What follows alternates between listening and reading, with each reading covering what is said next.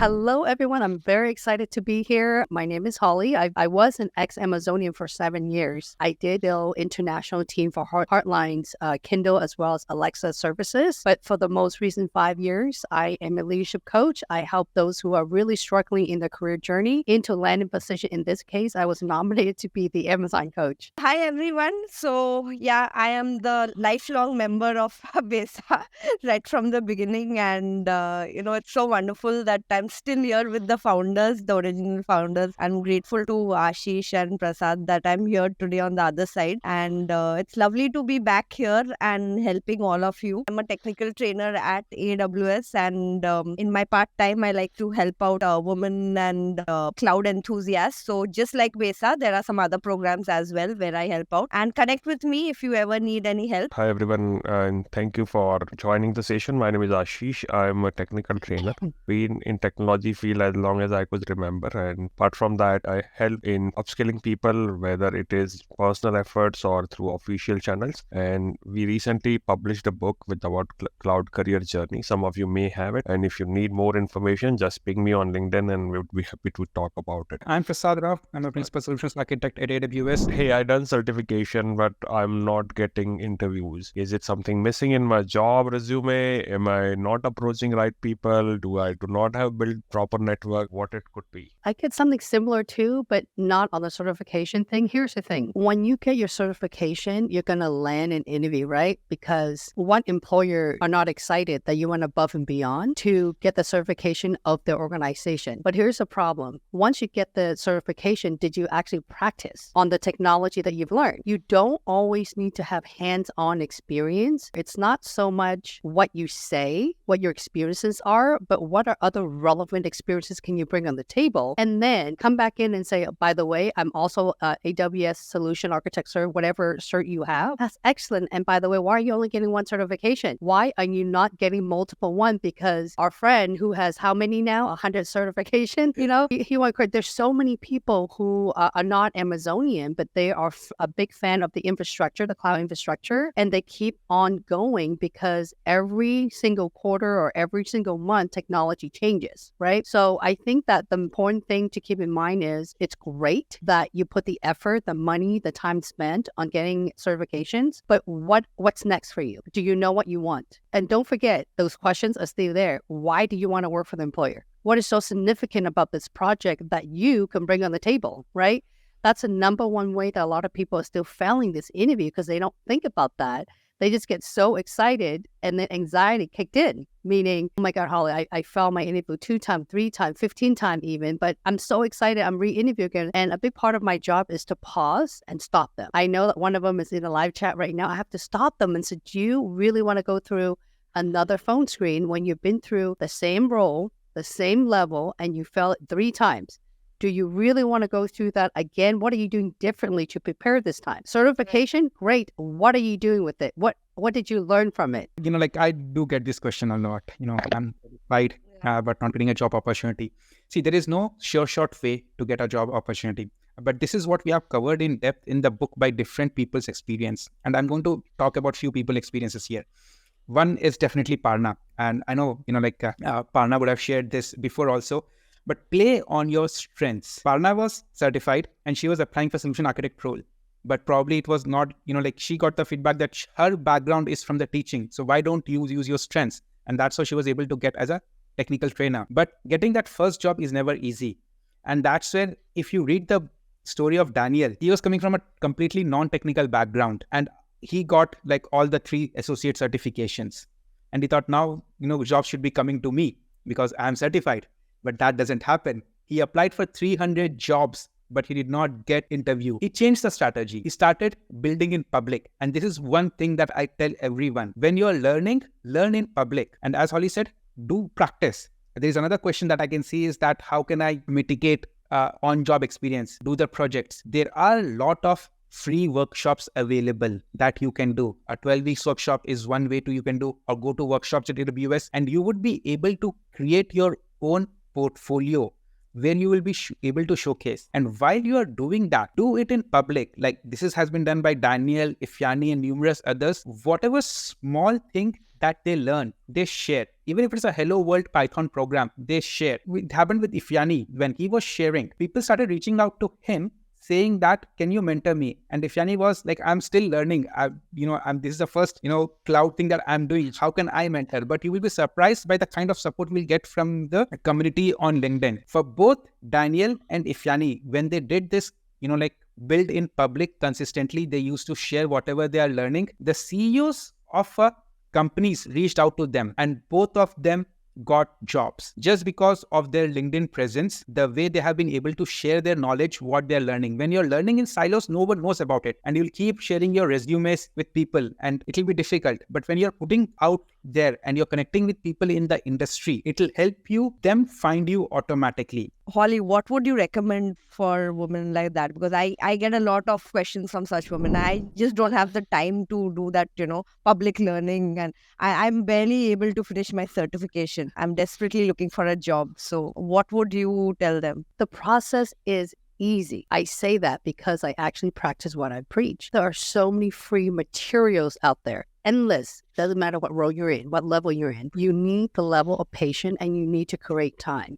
For once, I know it's really tiring as a single mother. I know. I hear it. I've been a single mom since birth of my 6-year-old son now. And then I decided to do what? I quit my job. I started my own career journey as a career coach and a YouTube channel and a blogger. And I also write for Forbes as well. And I do a lot of interviews like this. Every single week now, I'm doing a lot of interviews is because I need to get up here where I need it to be. So, and my son at the moment is sleeping at 4:30 in the morning. So you need to really make time. Just like I run a coaching program and most of everybody is parents, right? It's funny because when they show up in my Zoom office hour and we do mock interview, and I do call them out and I said, listen, sometimes I feel like you're paying me so that I could remind you and hold you accountable. You have an interview coming up. Where's your story? Let's review them. Why are we doing mock interview when you haven't written anything down? You're wasting your time. So a lot of resources is out there, but you have to really force yourself to carve the effort to put in it. Do not think that, Holly, I'm not ready. I'm going to take this interview. If I don't interview, Amazon's going to hire. I get that all day long, guys. All day long, never fell. And as ironic that I shouldn't be doing, I push away a lot of those customers because I know I can't help them. So I guess the first thing to do is before you even apply to any job or take any opportunity, try to figure a way to build your confidence. Because if your confidence isn't there, no one can help you. And I think when it comes to confidence, I think what some of the women they feel scared to approach mentors, or they don't really feel confident networking. I generally tell them go for meetups, go to community day, and start that way. Start small. You don't really need to go onto LinkedIn and say hello and wait for somebody to respond. How do you think they should approach that? Because that's another thing. So they know they need to network, but just don't know how to start. I'm very passionate with building rapport and relationship. Like you guys are an example, right? When you guys build relationship, don't think about, that's a hiring manager, that person, I want to work for that company. No, none of that. When you build relationship, you have to ask yourself, what am I offering for them, adding value? Don't think that you don't know. Ladies and gentlemen, I see both. I'm not biased. I see ladies and gentlemen here, okay? Don't think just because you've been laid off, I get it, and you have nothing to offer someone. You always have something to offer. You are filling that open headcount for that future hiring manager so they can keep their job. So when you reach out to someone, be very mindful, very thoughtful. Don't spam them. Don't ask them for a job. Simply just tell them the first sentence, why are you reaching out? What about the credential pop for you? Why? Because if you reach out to me to say, hey, can you help me? Can you refer me to Amazon? Which I get that a lot. I'm never going to respond to you. I have no clue who you are, right? So you have to be very intentional and mindful of what you're getting. And please, for the love of God, do some research on the person. Do we have to put a project on resume? Is it necessary? Depending upon what experience you have, Namrata, right? Number of years experience you have, what hands-on project that you're working on currently in your current organization, if you're currently working, and what is the role you're targeting for. As always, answer is it depends. Having said that, it's always a good thing to have. There is no harm in having it. Is it mandatory? No. But is it helpful? Definitely.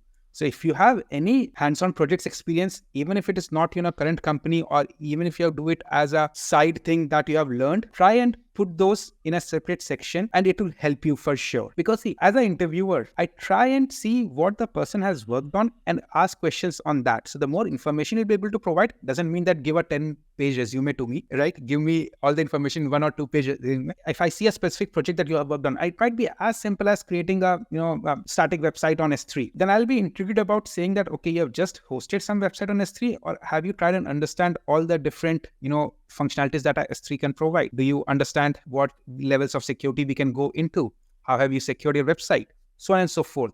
So any hands-on project that you have given, it gives you interviewer. Think about this. It helps you to channelize your interview the way you would like, instead of being open-ended, right? And that's why I always say your resume and your intro, like first 2 minutes that you speak, the resume and your intro part, it's really helpful to channelize the way you would like your interview to happen. During your first 2 minutes of intro, don't start talking about, or obviously we'll talk about your experience, but think about what you would like the interviewer to pick up and ask questions on, and talk about those things. It'll really help you. Nutshell, it's not mandatory. It's always helpful to highlight your projects in your resume. So I used to do that. I had like one resume which I used to like broadcast for every job. But I know that doesn't work because you have to curate it for every job, right? So I just wanted to know about that. So how do you do that? I mean, do you look out for keywords in the job description? How do you curate your resume for every job? I think if you are a solution architect, for example, is dead on your architect. So that's one resume. But if you are somebody like me, if I wanted to work for Amazon again, if I wanted to be a recruiting leader, I would need my resume to be focused on recruiting. Even as a coach, I would need to focus on client engagement on a stakeholder executive level. So I would have to change my verbiage to be recruiting friendly. So the question to you guys is, I also get a lot of dev manager that wants to be TPM, or dev manager wanted to be product. They just don't want to do the coding part anymore, or vice versa. Then you would need two complete different CV. But if you're interested in different industry and you want to stay in tech, I would just use one. That's my advice, because you don't want to be all over the place. Imagine applying to the same company, multiple resume, and is landed on the recruiter or the hiring manager, you will turn them off. That means you don't know what you want. So considering a Women's Day special, what advice do you have for women when reaching out to strangers on LinkedIn? What word of caution would you suggest to their vulnerability is not abused? It's not that, I approach a person just by first time looking at their post and getting impressed. I follow them over a period of month, and you gauge their personality over time, right? So I would say wait, just because you just saw somebody's great tagline, you should not just jump in and get in touch with them. Wait for a while, gauge them, engage with their posts, and then over time I think you will have some better understanding. But don't jump on the first instance when you see a very flashy tagline. That's what I would do. I would wait for some time and keep it completely professional. I would say do not share personal details. That's a word of caution. Do not share your phone numbers or anything. Start with conversation on LinkedIn, and you need not share any other phone numbers, Gmail or anything. After a little bit of conversation, when you get that trust, then later on, maybe you can use some platforms where you don't need to share too much details. I would suggest to going about that. How relevant is your programming skill now when ChatGPT is around? NVIDIA CEO